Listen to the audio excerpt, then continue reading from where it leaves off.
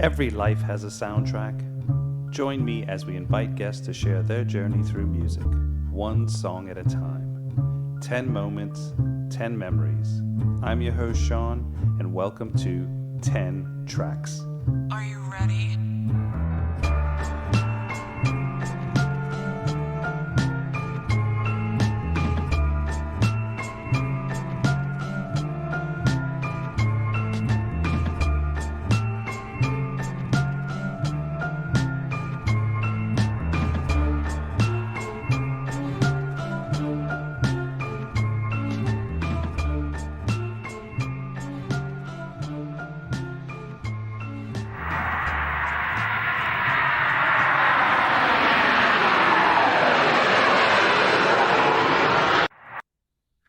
Welcome to 10 Tracks. My guest today is Amani Roberts, international keynote speaker, global performer, entrepreneur, award-winning professor, and renowned DJ.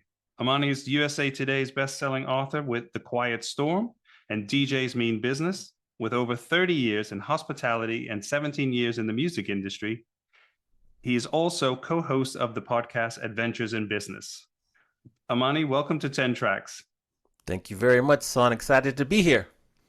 Now, tell me where you are in the world. I'm in Las Vegas, Nevada. And that's home for the moment? That's a good way of putting it. Yes, for the moment, that is home. Yes. Okay. And it's probably still very warm there. I mean, I've been in June in Vegas, and it's been, you have some heat. Yeah. It's warm. Actually, today, I think it'll be a high of maybe 82, so it's cooling off a little bit as we get to October. We've got a lot to unpack here with your background. I mean, obviously in the music business, but then also working, I guess, with entrepreneurs and just kind of, you've written 2 books about, especially in R&B. I mean, are you almost a Wikipedia for R&B? Well, I'm a developing Wikipedia. I'm still learning, but I do know a lot, and I did a lot of research, so I'm on my way. I love your, I've seen some of your social media clips where you're sharing a song, and especially some of the early R&B artists, like the Temptations or the Shirelles or something. And then you play a little bit of the song, and then you tell a little snippet about them and some of the history of how they started. So it's incredible. How did you get into just like that sort of love or that following of it? Yeah, I think, it all started when I was a kid and, Saturday mornings was cartoons, but what would wake my brother and I up would be, music playing on the stereo from downstairs, and I would hear it, and I just kind of got immersed. And then I traveled around a lot playing soccer, or football as you call it in France. And we always had music on in the car, and so I just continued to be immersed in it and loved it, and it just kind of continued to grow from there. Tell me about growing up. Where did you grow up? I grew up in the Washington, D.C. area, right outside D.C. in Silver Spring, Maryland. I grew up there, went to Howard University in D.C. for college, and that's where I grew up. And then I left D.C. I grew up working in hotels. So when I was very young, I started working in hotels. Eventually, I lived in Atlanta, Chicago, Dallas, Miami, went back to D.C., and then Los Angeles, and then Las Vegas. Okay, so you keep a suitcase handy just Yes, in yes. case. Not as much frequently because as you get older, it kind of slows down a little bit. But yeah, I do have a suitcase around the way. Yeah. How difficult was it for you to kind of pick 10 tracks with Yes. so much, kind of experience or passion for these songs? I can imagine that there was more stories than just 10 to pick from. Yeah. Because as I'm looking at my list, I'm thinking of like 1 or 2 or 3 or 4 more that I wanted to add, switch them around. It was very challenging, but I made the decisions in the moment. Um, and I think I got a good list here. I think I have a good list. Yeah. Let's start with track 1.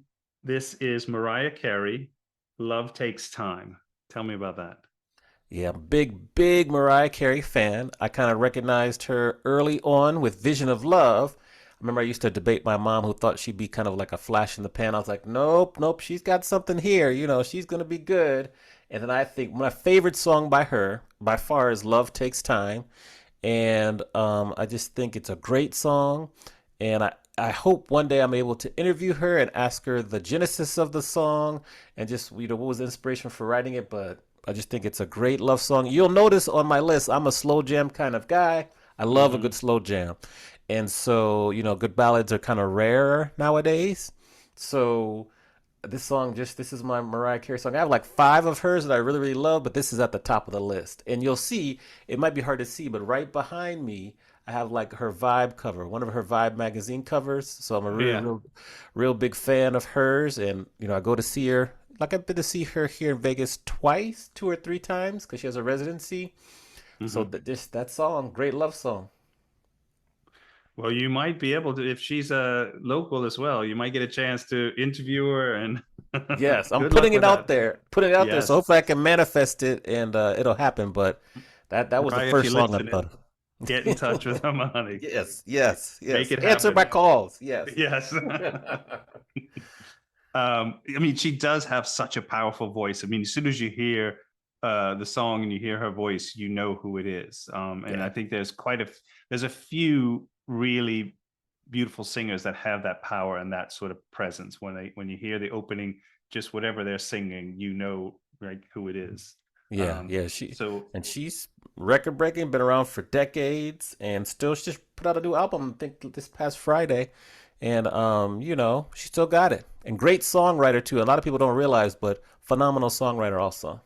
yeah, I think one of the strangest memories I have of Mariah Carey song, not her, Hmm. is being in Spain in the summer on a holiday, and I was at this hotel, and we were down by the pool, and there were more elderly people, I would say, mature, doing this water aerobics, and they were playing the Christmas, her Christmas song, and I was like, and I'm thinking, where am I? What's going on? Yes. Yeah, a lot But of yeah, a lot of people met her or were exposed to her, only know her through her Christmas songs, but they don't realize how just deep discography she has. So it's yeah. funny because when I ask my students about her, they just go right to the Christmas song. I say, no, no, no, no, no. There was much more before and much more after. So it's interesting. I think there's a song that I liked where she's taken the sample from Tom Tom Club. I don't Oh remember the yeah. name of it. I think that's Heartbreaker. I think that's the one. Heartbreaker. Heartbreaker, you got the best. Yeah, I think that's Heartbreaker. Yes. Yeah. Yeah. Yeah. Genius of So Love. Genius of Love is the sample she got. Genius of Love, exactly. Yeah, Yeah. that was pretty cool. Yeah. Tell me about your being a professor and teaching a little bit. Yeah, so I teach music business at Cal State University Fullerton. I've been there now. I'm in my seventh year teaching there, and it's one of the favorite things I do. I love teaching. This specific class that I teach, I created for the university and the students. So now I think we're in our fifth or sixth cohort. Very successful class, so successful that the university, we work together. Now we have a music business minor, which is a huge need because lots of people want to get into the music business and they don't necessarily want to be artists.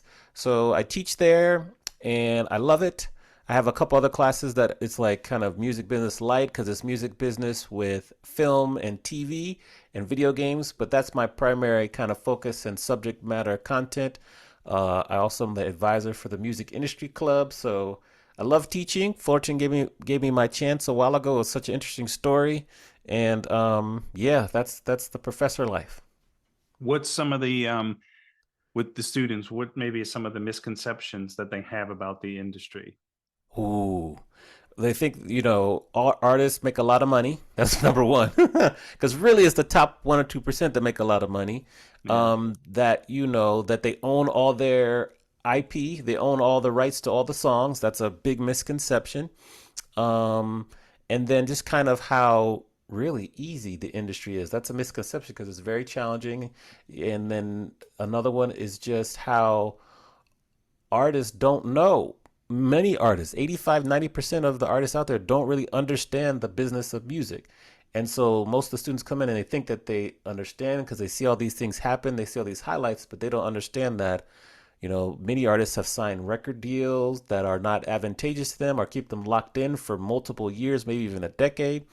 So those are just some of the top misconceptions that students have when they come in. So their eyes are completely open and they're pretty surprised. But then as they learn more, they understand as we get through the semester. Is there any interest for them to look at alternative than just the typical route to a label, like self-producing, creating maybe a more kind of alternative labels that are more focused on the artist rather than maybe Yeah. making profits to certain types Yeah. of The in big that way. three. Yeah, I Yeah. think I think the indie like the independent artists that becomes more interesting to them, I'll say more attractive because they understand that although it can be much more difficult to have success in the long run if you stick with it, you can create a nice quality of life if you stick with it and you have your income streams like, touring, merchandise. Really streaming nowadays is all about marketing. You don't really make much money from streaming unless you're once again at the top 1 or 2%, and creating more communities like fan to artist communities where you can Yeah. directly interact with your fans, but then they can directly support you too. So they are much more open to that. And they still want to work at a label because labels offer great experience.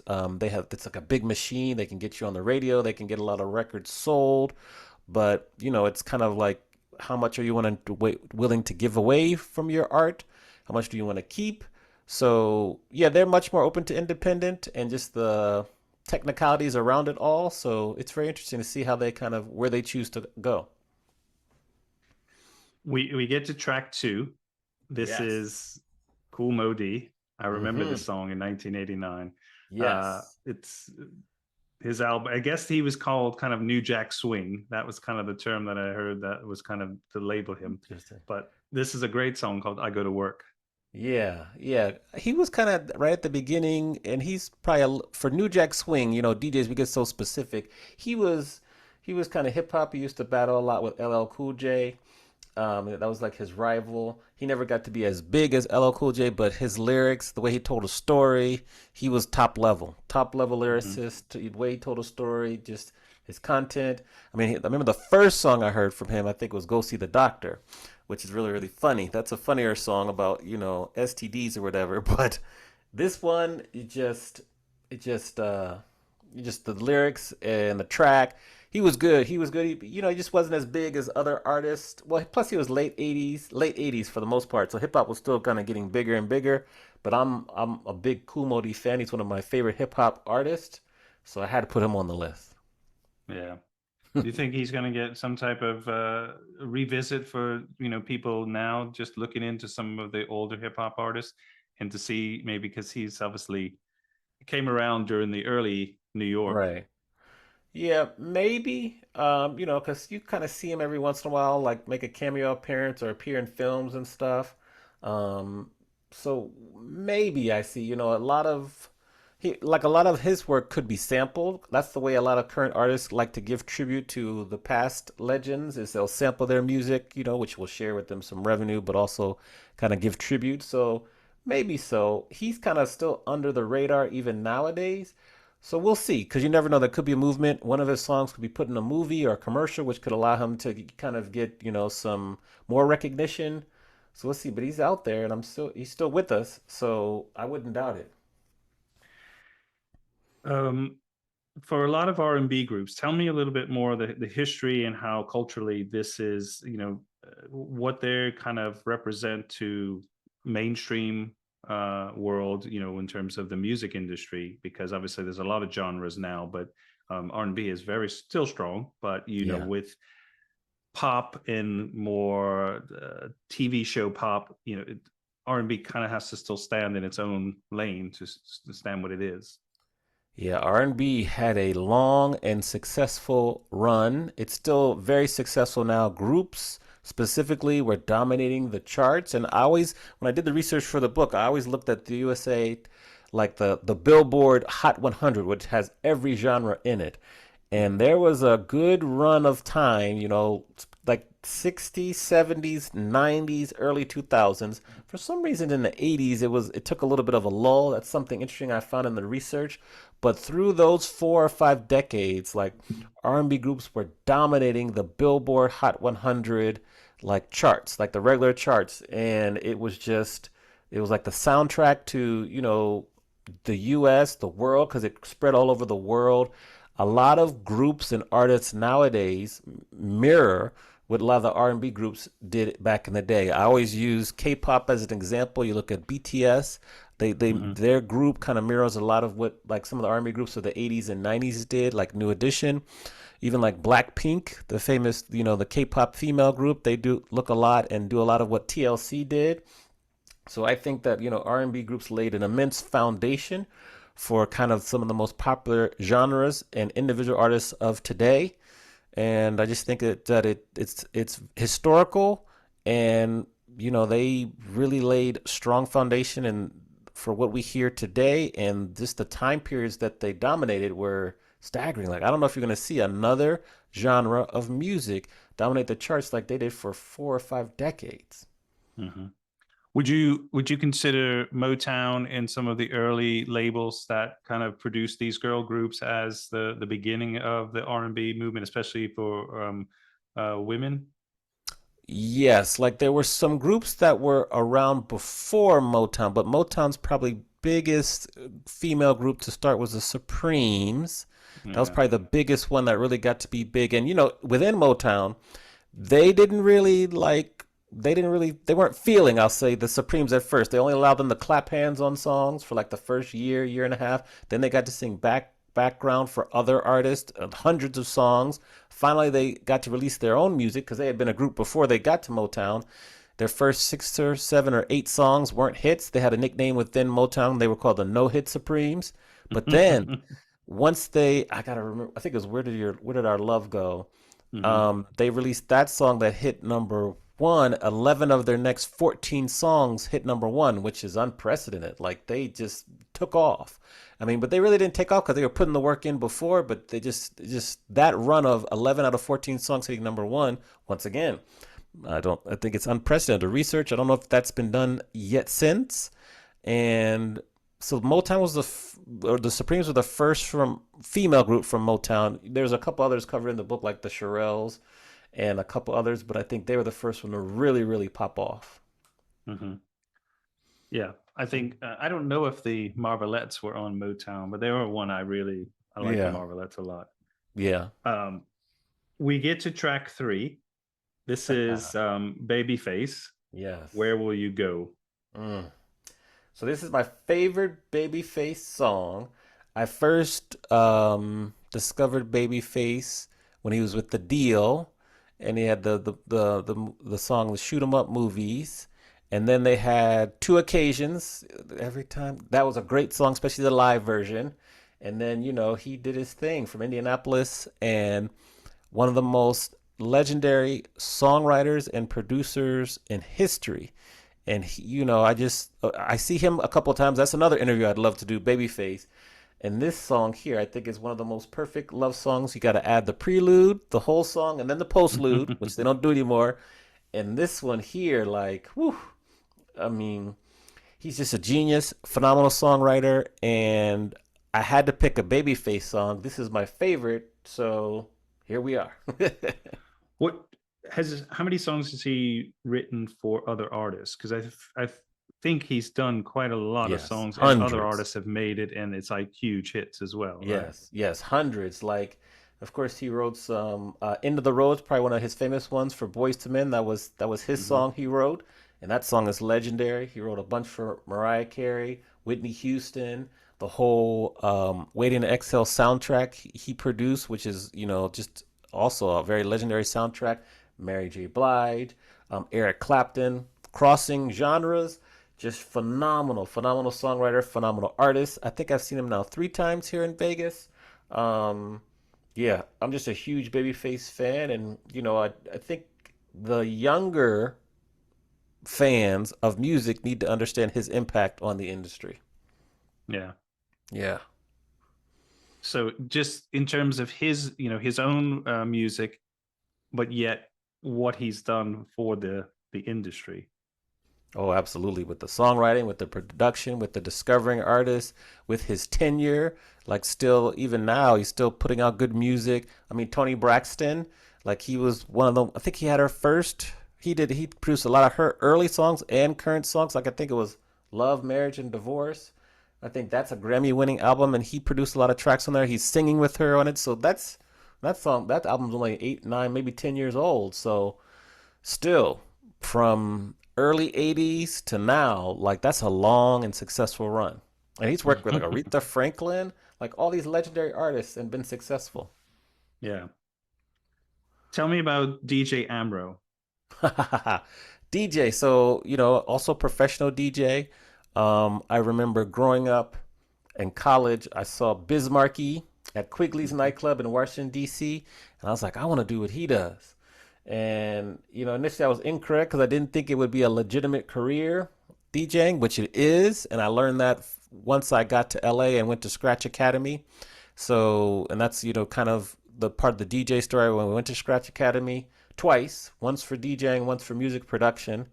Learned how to DJ, and now I've been DJing for 18 years all over the world.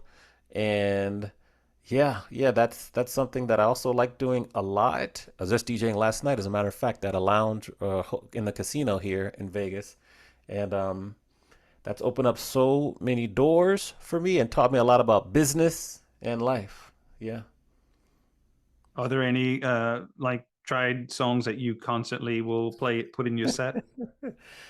It depends on if it's like a corporate event or a lounge. Like there's some songs that you play if you want to, and you're in a very diverse crowd that will get people on the dance floor if you're trying to build a dance floor. Mm-hmm. So Earth, Wind and Fire has some great songs. September that everyone knows. You do some Michael Jackson, Prince. There's always some classics that can help get people on the dance floor. Current music, Bruno Mars does well, and then currently I like to mix in a lot of Afro beats in my current sets if I can, sneak in a couple songs there. Of course, I have to start off with like some Tyla, some kind of poppy or just more popular Afro beats, and then get into some more rarer cuts.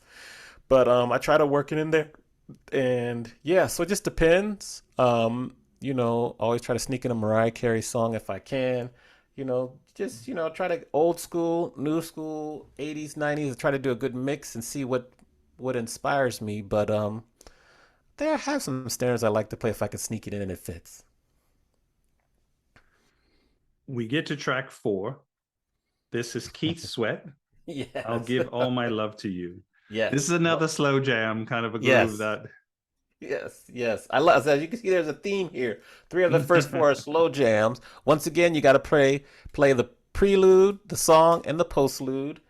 And this is kind of a little bit of a not as a popular song, but this is New Jack Swing. Keith Sweat's he came into kind of fame during the New Jack Swing era.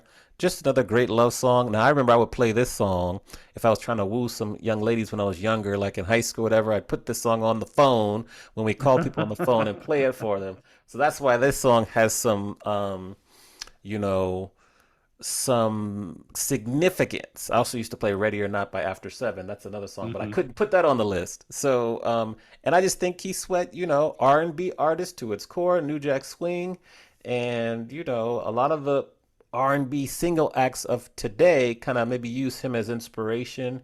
So he kind of laid the plan, and he was also really, really good with owning his rights for his music and things like that. So he was kind of a little bit ahead of his time in terms of the business side of music too. Do you think that some of the more, I guess, mature artists, are they looking at new groups or new artists and trying to help them and trying to show them don't make the same mistakes I've made? Or, like you said, Keith Sweat kind of took it all on his own and was more or less a pioneer in this, because a lot of times people just see a contract, they'll sign whatever, they Yeah. don't know what they're signing, and maybe just think this is all going to be like this whole illusion. Yeah. I think if the current artists of today are open to assistance, that's the key. They have to be open to assistance, then, they'll help. I do know a story of like Anita Baker. She's another famous R&B singer, and she actually worked with Chance the Rapper, who helped her get back her master recording rights. So there have been examples of that helping, like a more legacy artists reaching to the newer artists and collaborating. A lot of times you'll see some of the current artists, like I mentioned, they'll sample some legacy artists too, which also is a way. So I think if newer artists are open, there's some that are open, there's some that are not open. They're like, I'm going to do it my way. And then that's their Mhm. own prerogative. So I think it's kind of 50-50. And what about, like, if you look at Taylor Swift? So I know that she's kind of taken back a lot of control of her early stuff that was on another label. I don't know the whole story. I just remember reading, and basically she redid or kind of mastered all of her songs, which is what, 4 or 5 albums. I don't know how many it Yeah. was, but pretty Yeah. incredible and ballsy to kind Hmm. of take this and do. And then she's now got complete ownership of all of that music. Um, do you think that you're going to see that in, especially in R&B, or where maybe a lot of these bands don't have they don't own any of their songs? Yeah, yeah. I think Taylor, she's an amazing artist. She's an amazing business person too. For her to have the foresight to re-record her music and create Taylor's version because she couldn't secure the rights to her originals left the record company scrambling. They had to scramble to include different clauses and contracts where they wouldn't allow artists to do that. Now Taylor wasn't the first. If you check and look at like DMX's, the hip hop artist DMX, Mm-hmm. he did a lot of that before, but she also did it. She's probably the most well known person that's done it. And so I have the utmost respect for her, and we use her as a case study in classes just about what to do, because she has created a universe of Yeah. where she can significantly affect a country's economy with her tour. There were some stats in there about like she went to Sweden and she increased like their GDP by a staggering amount, and so she has that power, and she continues to share because she was on the podcast and talked about the music business. So yeah, I don't think we'll be able to see many other artists do what she did because the record companies are trying to protect themselves from that. But you will see more and more artists, and you are seeing more and more artists really, really want to keep as much of a share of their master recordings, their publishing, their songwriting as possible. Whereas in the past, you know, some artists might not have even gotten songwriting credits, publishing credits. They just might be the artist, which when you have two sides of the song, that's like a small component. Um, but they didn't know back in the day. So I think she's just leading by example. And if current artists are paying attention, that's good. I don't know if we'll see older artists or legacy artists do that, but you are starting to see some, and they're starting to do some things with their publishing, their catalogs. I think it was Bob Dylan's catalog was sold. You'll see Justin Bieber sold a portion of his catalog. So there are different things that are happening that are kind of derivatives of what Taylor Swift showed us how to do. Yeah. Do you think that there are lawyers out there that are advocating for artists, supporting them? Yes, I think there are some lawyers out there that are supporting artists.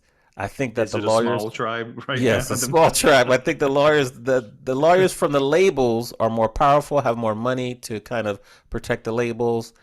But as we continue to see more and more artists kind of go independent and really really want to keep their rights, the scale will never be equal, but it's starting to tilt a little bit more in the artist's favor. It's just hard. Like if you want to get your song on the radio and you want to maybe get your song synced, which is like placed in a TV show, movie, commercial, or video game, then labels can help you. So it's just Yeah. trying to find that happy medium, which is good because the fact that we're having this conversation, whereas 15, 20 years ago, labels had everything on control, but now that we're having the discussion, it shows you just how the industry is evolving.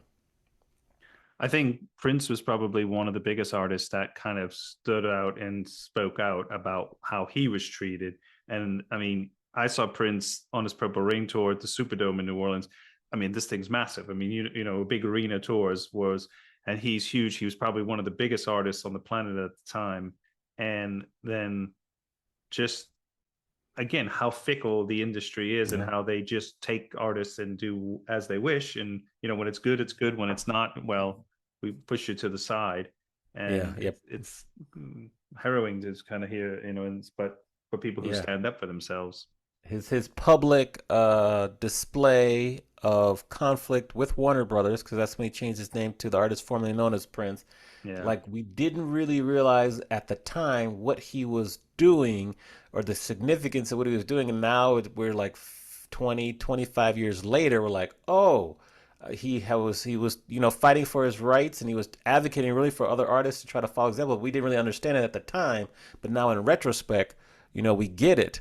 So he was definitely one of the first. and it's just that it took a while for the lessons to sink in. And there's some interviews he did out there.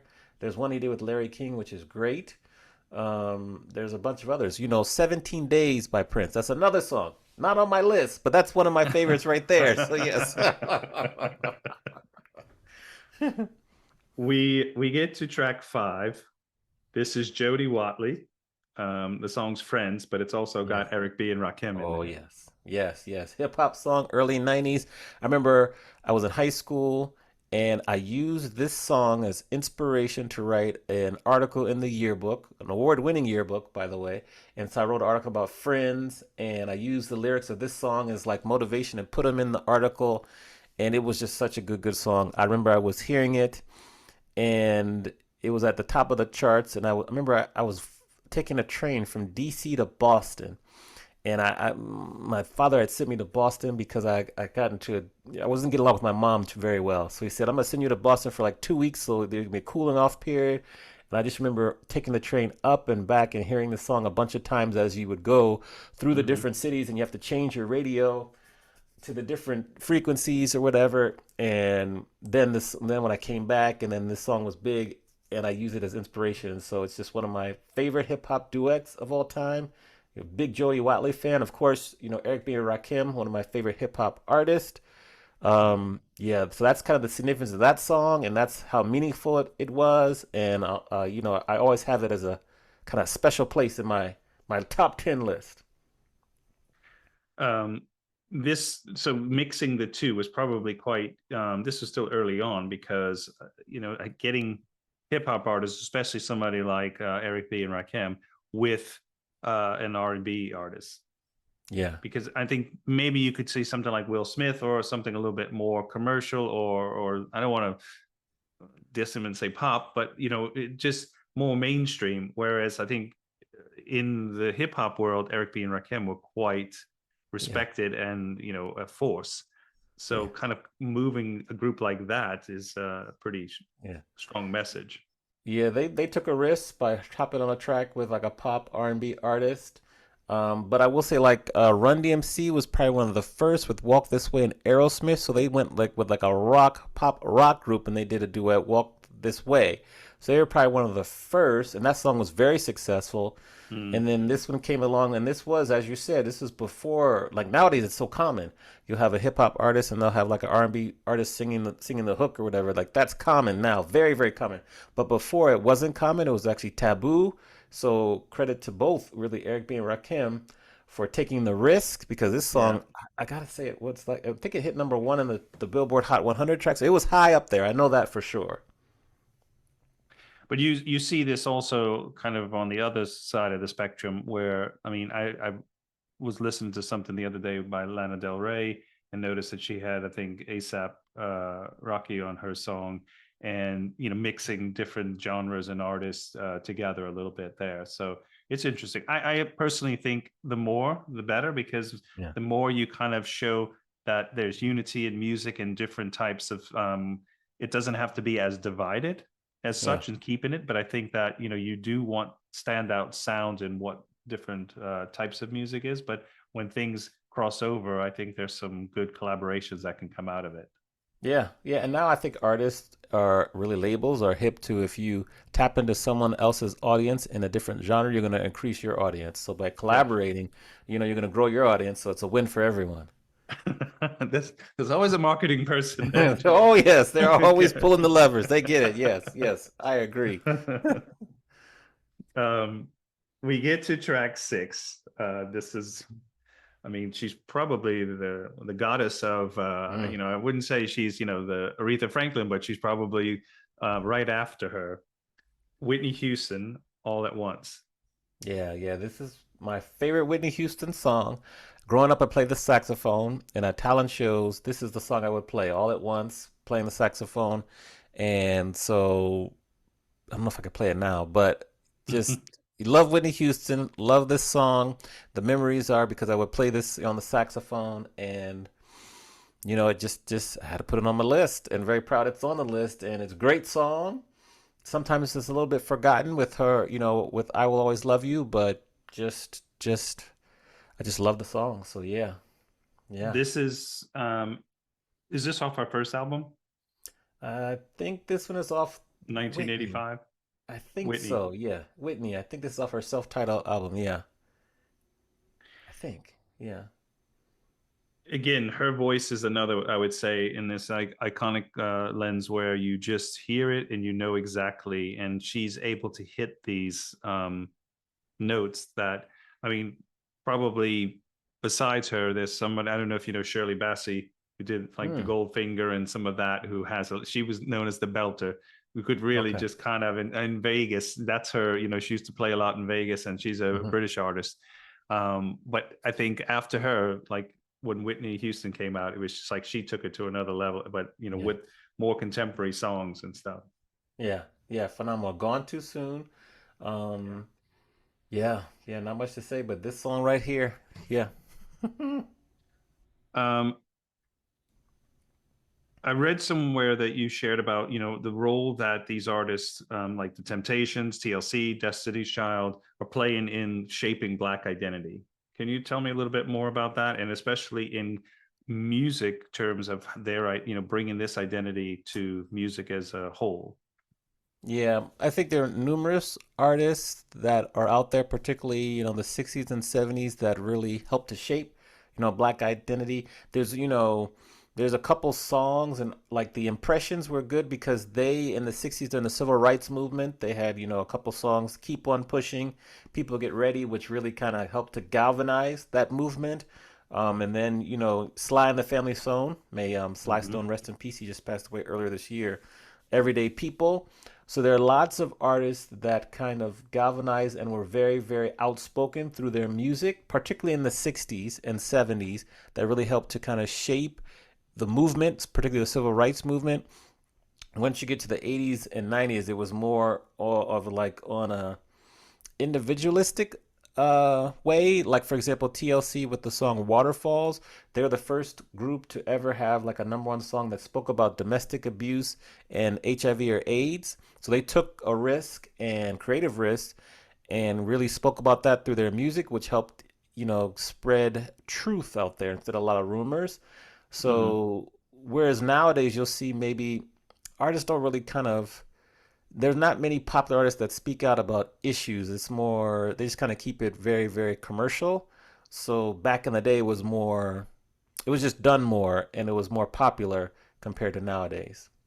Yeah, I think you're absolutely right, and it's a shame because I felt like, looking at Marvin Gaye songs like "What's Going On," "Inner City People," there's Hmm. so much about that he shared, and I can hear those songs now, and I'm thinking of stuff that's still happening today. Oh yeah, well, I yeah. mean, we're not a political podcast, but this just the songs have so much, like his words still resonate, like it Hmm. was like he just wrote it for what's Yeah. some situations and some of those stuff going on. Yeah, I think nowadays, what is it, Mercy, Mercy Me? That's another Marvin Yeah. Gaye song. Like nowadays, artists, they're very protective of their brands and they want to appeal to as many people as possible, no matter what side of the aisle they're on. So they take less risks making political statements. Now, some artists will say things, but they won't put out songs about it. They might mention it in an interview and things, but so they kind of keep it very, very kind of middle of the line. Whereas because they have so much revenue that's available to them as sponsorships and things like that, they don't want to sacrifice that. Whereas back in the day, there was less opportunity for artists to get like sponsors and this, so they could just sing or speak about whatever. It's the same thing with athletes. Like, back in the day, you had like the Jim Browns and Muhammad Ali's who were very outspoken, and they would say what they felt about issues and they would take a stand, where nowadays it doesn't really happen. It's just because of there's so much more to lose currently than there was back in the day, All right. And you financially got particularly. well, and then you've got somebody like Kaepernick who takes the knee, Yes, and and you, but you see what happened to him. He was pretty yeah. much blackballed from the league. Well, I think he could have a good career as an actor. So there's still lots of possibilities for him. But Yes, yeah, it is. It's one of these double-edged swords. But I think that if you don't take risk and you don't speak your mind, you need to be true to yourself and true yes, to what your art is. And I think sometimes it's a shame when artists hold back and yeah, don't, they put profits over, their feelings and stuff. But yeah. their stuff. When you mentioned kind of how hip hop, R&B, and blues and gospel kind of intertwine. I was curious to see where you fit jazz into that mix too. Mm. Yeah, so I think it kind of starts with, we'll say it starts with blues. It's Hmm. kind of the birthplace of R&B. R&B is really, really blues foundation. Then you add in some gospel because gospel in the church was back there. So blues and gospel kind of the start. And then very Yep. soon after would be jazz, jazz influences, things like that. So you kind of go from like the blues gospel foundation with jazz kind of on top, and then you get to R&B right there, which kind of combines it. And so I think jazz has an important part, particularly with if you notice a lot of the popular R&B songs in terms of the chord structure, they might get some of the uniqueness from jazz chords, blues chords, which are a little different than traditional chords. So I think Yeah. that kind of helps differentiate R&B music. So I think jazz has a very important part in the history. Nowadays, jazz is a little bit more separate, but for the foundation, absolutely. Yeah. And I think this segues into track 7 nicely because when you think about the role that R&B plays into hip hop and how Hmm. hip hop definitely was, given a acknowledgement or to what that music and how they interpreted it into their, to make it into another form, another level. This is the Yeah. Isley Brothers and Between the Ooh. Sheets. One of my favorite groups of all time, Between the Sheets. Great love song, once again, slow jam. But the Isley Brothers, you know, they started as like a rock group. You know, their first hit in 1959 was "Shout." I think you make me wanna shout. Throw. That's the song. That was their song, and Mhm. that's 1959. They're the only group in history that has had Billboard Hot 100 hit songs in every decade: the 50s, 60s, 70s, 80s, 90s, and 2000s. 6 straight decades. That's never been done before, and they're still going strong now. They still have a Yeah. great tour, and they're also one of the most heavily sampled groups in hip hop, which speaks to your point right there. So not only have they gone from the 50s all the way to the 2000s, but then you have them re-emerging with a lot of their songs being sampled once again, like Big Papa by Notorious B.I.G. Couldn't put that song on the list, but that would be there, honorable mention. But that's a really popular sample they have. Ice Cube's "It Was a Good Day." That's Yeah. "Footsteps in the Dark." That's another famous hip hop song that's got a sample in there. Even Kendrick Lamar, "Lady," sampled "Lady" from the Isley Brothers. Like, there's just monumental songs that were sampled by the Isley Brothers. So they're just one of my favorite groups. The songs still kind of crank nowadays. I Yeah. mean, it's just good music. Good music. And it's the Isley Brothers who did Fight the Power, right? Yes, yes. So they did the original "Fight the Power," and then "Public Enemy." They kind of remade a little bit of it, the hip hop version. Yes, Yeah. and they did "Fight the Power." It's another song in the '60s. They were outspoken Yeah. about the issues. "Fight the Power," like right there. That's another example. Are there any R&B groups that stand out that you think, right, they are, that are coming up now that you would say they kind of understand the back, around and really are kind of keeping it true, but respectful to the craft and what they're doing and what came before them? Hmm. So I think there's a group. I think they're out of the UK. Flow, FLO, female group. They they're doing some good things there. I think Wanye Morris from Boys to Men has, I forget the name of his group, but it's his sons. They have a group together. They're doing some good things. Um, Chloe and Halle, but we want to see some more longevity. They're also a good one there.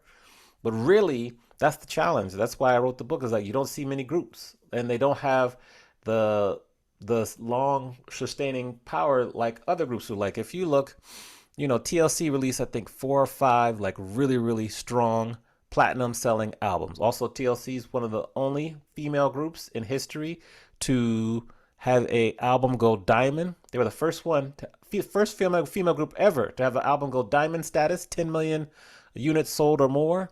They were the first. And so that's just legendary. Boys to Men, the only male R&B group to have an album go diamond. So there's big shoes to fill. I'm not sure they're being filled. But then, yeah, like you had SWV, which another one, "I'm So Into You." I couldn't put that on my list, but that should be on the list. You just reminded me of all these groups and these songs Oh, it's killing me. But yeah. So those are a couple. I'm trying to think about others. Oh, Salt. They're kind of R&B, SAULT. I Yeah, think they're based. I have a song I've been listening to by them. It's Yeah, incredible. they're Yeah. they're they're a good one too out there. Um, it's just that you don't hear them on the radio, and they're not as popular as the other groups were because we were in an era, the '90s, where radio was dominant, and so you would hear these songs on the radio consistently. There was a time period in 1997 when 14 of the top 20 Billboard Hot 100 songs were R&B groups. And then Hmm. if you fast forward 10 years, one decade later, it was like 12 or 13 of the top Billboard Hot 100 songs were hip hop groups. So that was quickly how it shifted in turn. So there's a few out there that are doing some things. We just want to see some longevity and maybe get them to be more popular. But I'm here to support and here to share it. I just want to see who they are and learn about them. Tell me about your other book, DJs Mean Business. Yes, I have to. Where's that book? I have it's in my bookcase behind me. But takes you through the time slots of a DJ set from 10 p.m. to 2 a.m., a club in Hollywood, and each 15 minutes we show the parallels between a DJ set and growing a business or growing your career. So, for example, 10 o'clock, you're just starting off. You're trying to keep the people that are in the club there. You don't want them to leave. The parallel in business would be trying to identify your ideal avatar and find more of those people who can be in your business. 11 o'clock, troubleshooting. Something always goes wrong in the DJ booth, whether it be a dusty needle, computer issues, speaker issues. There's always some issues that you have to solve, but the music can never stop. Same thing in business. Maybe you had an initial product or service that you thought was going to be popular, but it's not. But there's something else that you wouldn't expect is popular. Well, how do you make a shift? You don't have to close down your business, but how do you pivot and focus on this? Then you have like midnight, it's prime time. As a DJ, how do you keep the dance floor just packed, people singing along, everything like that? Business wise, how do you continue to grow sales week over week, month over month, year over year? So you do all that. So then we get to like maybe um, midnight. Let me see, that was midnight. And then after it's over, yeah, there's a section on feedback. I used to drive for Uber. So I would leave the club, turn on my little Uber app, and take some people home as I was going home. But most of the time I picked them up, they were coming from the same club I was DJing. So I was like, oh, what'd you think of the DJ? Let me know. And so then at the end, I say, Did they by the know way, it that was was you? me. No, no, no. Then by the way, I say, hey, that was me. I was the DJ. Thank you for the feedback. Same thing in business. How do you Yeah. get feedback to improve your product? So that's kind of how you take it through every 15 minutes. And that's the DJ's mean business. Do you, when you were DJ, do you get a lot of requests? And uh, what's your stance on taking requests or play it, especially if it's within what you want to play that evening? Right. I'll always listen to what songs people are requesting because that's how you learn about what's popular, what's on people's minds. If it Hmm. fits, it'll fit. I love Britney Spears, but if I'm in the middle of a hip hop set, I'm not going to play Britney Spears. So that's what I'm saying. But it was funny last night someone requested a song by Candy Station, Victim, and I was in the kind of the middle of playing like some Michael Jackson, like old school funk, old school R&B. So that kind of fit. So I was able to grab the song and put it in for the person. So that fit, that worked. And so it Hmm. just depends. And sometimes, you know, I'll just always listen, and if it fits, I'll try to sneak it in for the people if I can get there. Now, of course, if they want to give you a tip or whatever and it fits, then I'll be even more inclined to play it. But Yeah. yes. We get to track 8. Oh This yeah. is Cool in the Gang. And Yes. I very Yes. much, in the 80s, hearing this song on the radio, hearing it everywhere. Yes. Get down on it. I think this was it pre MTV or just as MTV was kind of erupting as well? Yeah. Yeah. I think pre MTV, like I got three 45s, which are little bitty records that you could play on a record player when I was growing up. One was the Peanuts cartoon theme song. One was Cold Blooded by Rick James. I don't know why my dad gave me that, but I love it. And then the third 45 was Get Down on It by Kool and the Gang. And I just loved it. That was my kind of my introduction to Kool and the Gang because this was after Celebration was really big. And I loved it so much. I made it my ringtone for my phone for a while. Back in the day when you used to have pagers, and if someone would call up and they'd hear music as it was paging you, that would be the song. So my dad introduced me to the group. I got to love the group, and so it's like this is just one of those songs that brings back memories that I always kind of Played it last night. Funny you'd ask. I played it last night too. Snuck it in there. Um, yeah, yeah. So I love Kool and the Gang. I think they are a group that they reached a certain plateau with Jungle Boogie. That was as high as they could get on the charts, and they had to collaborate with two people really: Uamir Deodata, Brazilian producer, and JT Taylor. They got a new lead singer, and that allowed them to really take it to the next level and get their only number one hit, which was Celebration, and then had a bunch of number twos like Joanna, and a couple other songs. And so I love the group. I love their story. I talk about it in the book, and I love that song. Mm-hmm. What was, I don't know if, not knowing your age, but, growing up, I remember Soul Train on Saturday. I think it was Saturday mornings. You would be played, and you would see, especially a lot of R&B bands on there and some stuff, and just getting like it was prime time too to be Yeah. kind of like introducing to Middle America, so to speak. Yeah. Kind of really Black culture, Black music, and showing kind of this world where Yeah. I mean, I grew up in New Orleans, so a lot of jazz, a lot of African American music is everywhere. But I think for people in the middle of nowhere, they may not have really Yeah. known what was kind of. And this was a iconic show. I don't know if you remember it or if you. Oh yeah. I remember it very clearly. It would come on after, so first the show that would come on with first was Fame.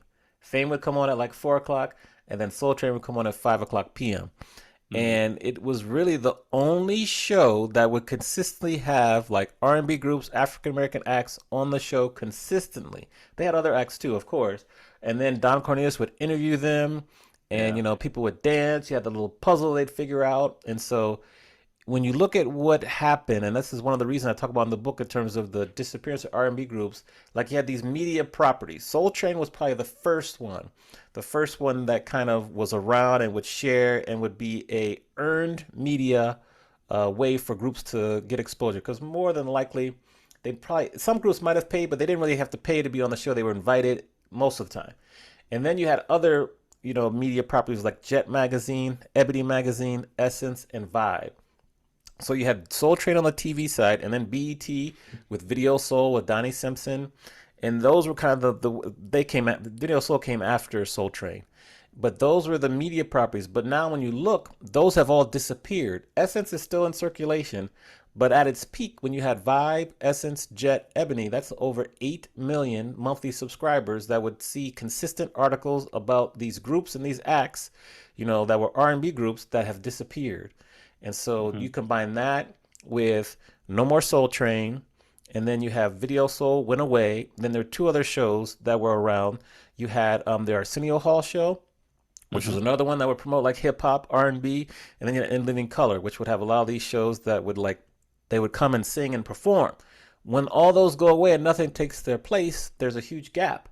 And that's one of the reasons that really caused the decline, swift decline of like R&B groups in the world. And so Soul Train, I'm glad you mentioned that. That's kind of the first one. Mhm. And it was just legendary because like 60s, 70s, 80s, it was really, really big into the early 90s. But then it went away. But it was great, great during its time. I think I remember seeing it when I was very young in the late 70s and then the early 80s when it was very popular. Yeah. And of course, like Arsenio Hall with hip hop, I mean, I saw Tribe Called Quest on there, and Yeah. he's actually introduced a lot of great hip hop bands on Yeah. to, like giving them a lot of a platform. Exactly. And now we don't really have similar platforms. It's just different now. It's really strange because thinking about Soul Train and like in the UK, I look back and when I've lived over there, they've had tons of programs about music. They had the Old Grey Whistle Test, which would play different genres. It wasn't just one specific. And then you had Top of the Pops, which is Yeah. iconic for whatever was kind of there or coming. And I don't know if there was some paying to be on there or not. Record labels, of course, probably did some stuff on the back, but it was again, so many artists would get so much visibility because people in the UK, this was in the evening, I think 7 p.m. or so. I have a good friend, Glenn. He can probably tell me exactly the time because he used to watch it religiously and knew all the intro music that was used in Top of the Pops. But those bands would get prime time for people who were at home looking at their television. And as you say, that's finished now. And it's a shame that there's nothing like outlets, because I think MTV, as much as it might have created the video and more theatrics, I felt like it did a disservice to music in some ways, in my opinion. Yeah. Yeah, that's interesting. But MTV nowadays is more about reality TV than videos. And and Exactly. MTV back in the day, they really wouldn't play. Like Rick James was so mad MTV wouldn't play like black artists. They only started to play like maybe Michael Jackson, and even they were late with that. And they Yeah. definitely didn't play hip hop early on. So MTV, it helped, but then it hurt a lot of ways too. So and now they don't. It's just a reality show, so it's very different. Um, yeah, yeah, it's such interesting the way the industry has evolved in terms of visual media and videos and just shows. It's much more fragmented now.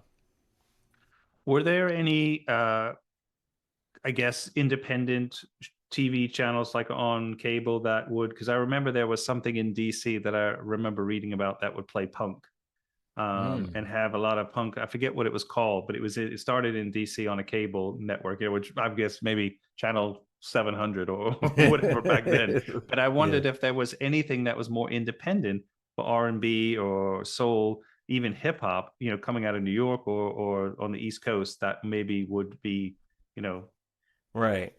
When I think about DC, one of the first hip hop shows that I remember was Frank Ski, DJ Frank Ski. He would be on 90.1, which was the radio station for UDC, University of District of Columbia.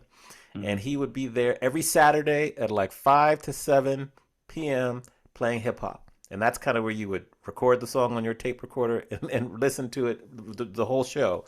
He was one of the first ones, which was like an independent kind of radio station, college radio, that I would listen to and do that. And then you did have WHUR, Howard University Radio, which would play The Quiet Storm, which is where I got inspired for the name of the book. And that would be every night from, I think it was like 8 to midnight.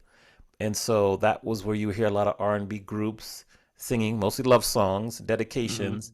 Those are the two that come to mind, but that was it in terms of the public radio and independent cable in terms of sharing music. Yeah. Yeah, that was Yeah. it.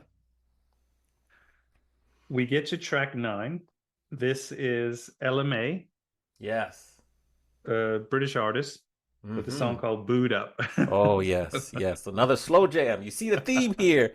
I would say this one, like, it was so interesting because it came out, I think, in 2018, 2017, and it was just kind of a slower kind of storm. And I remember I was attending a wedding, and I was attending a wedding. I wasn't working the wedding. I was attending the wedding. Or maybe was I working it? Maybe I was working it. I think I was working the wedding. Actually, I was working the wedding. And they had requested this song to be played, and I played it, and everyone in the wedding started singing along and like grooving to it. And I was like, whoa, this song is a hit. Like everyone was grooving to it. That's over 200 people, and they were singing, and we played the whole song, and it just grew on me. And this is probably one of the more current songs that I love. It's about 6, 7 years old, and I love it. Mhm.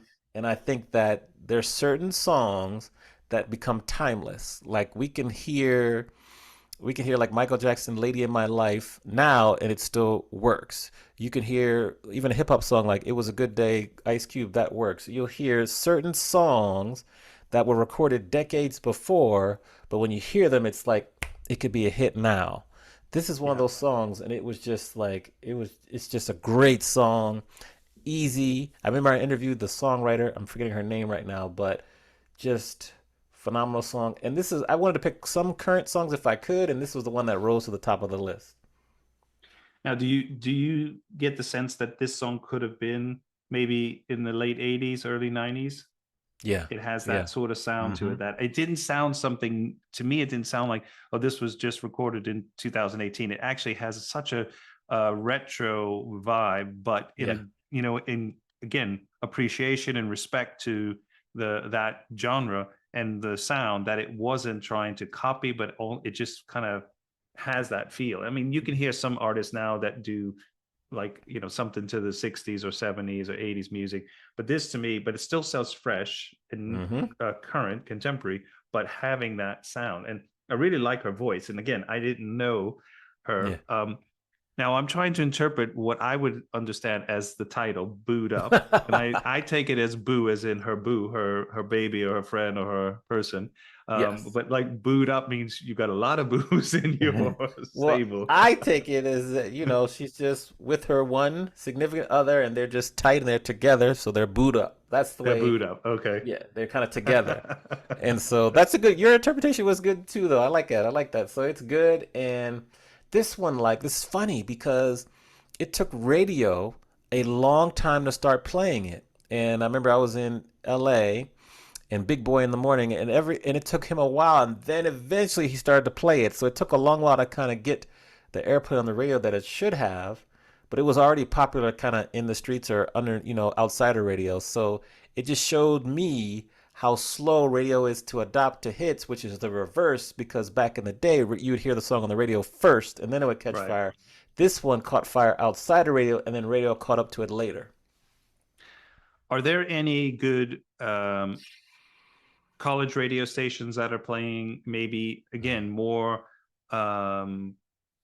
alternative R&B, so to speak? So not such popular or commercial, but things like, to me, I don't know how popular Salt are, but I kind of heard them on a mix with other different artists, and I was like, this sounds great. And then when I listened to it and some of the other songs, it didn't sound commercial, but it was strong. Mm-hmm. To me, it was like I like it because it didn't seem like, oh, this is just another radio song, like, and to Yeah. me, I'm not a big radio fan in the typical sense, but I do love to hear great songs on the radio. Yeah. I'm in search of the independent college radio stations that do well. We have Titan Radio at Cal State University of Fullerton. They have some good DJs in there, some of my students that do well. So I'm searching for more. So that's kind of a research work in progress for me because I'm sure they're out there. I just need to know them.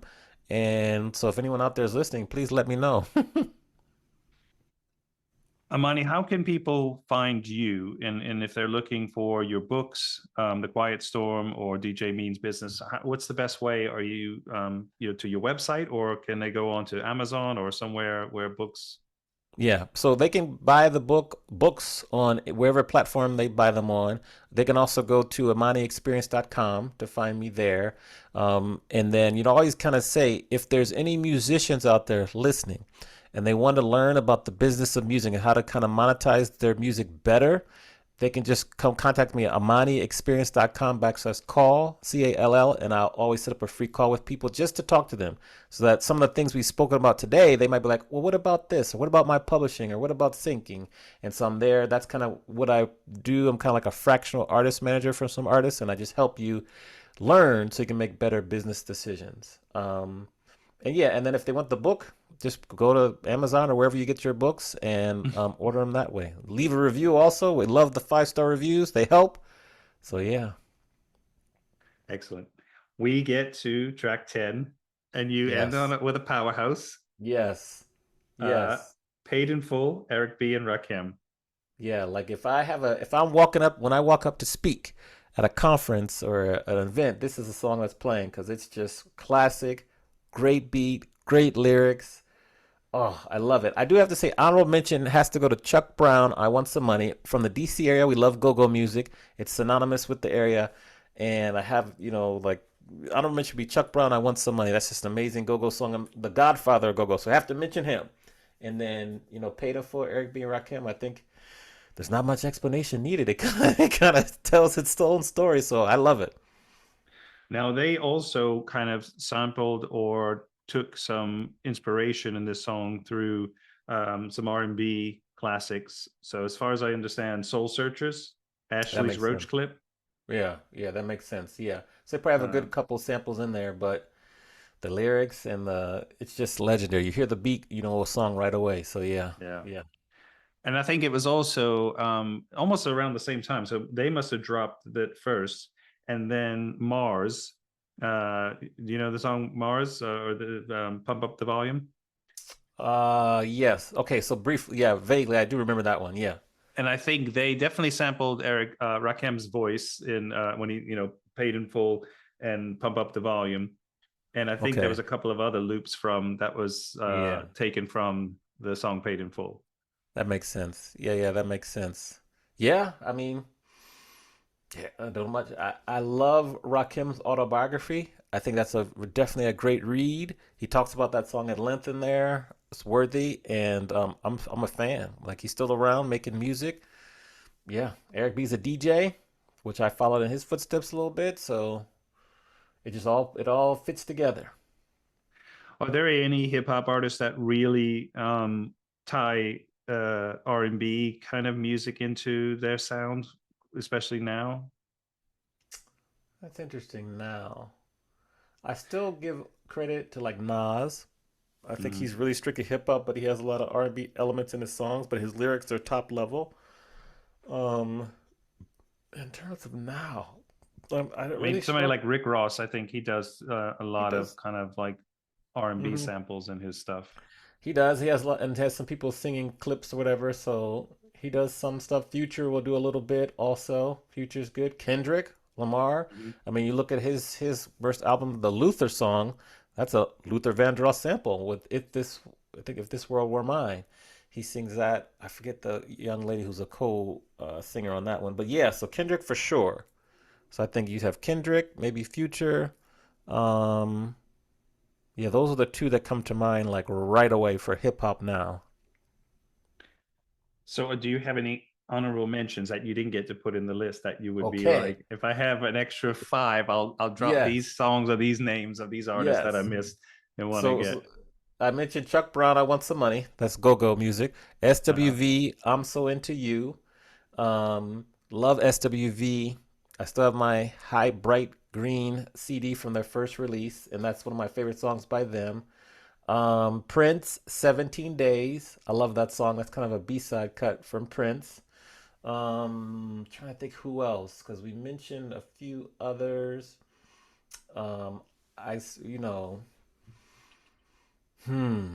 Nas, and I'm trying to debate between Ether, which was a legendary song, just a burn track right there, or I Can, that's another one, or Made You Look.